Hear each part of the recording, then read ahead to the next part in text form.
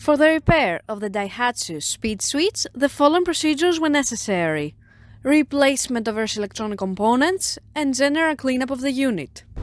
For testing, we add a 24-volt DC power supply, a variable voltage as input signal, and a testing circuit comprised of a rotating disc and a proximity sensor. By manipulating the input signal, the unit responds accordingly and the disc spins faster. We can also see the RPM measurement on the unit's screen.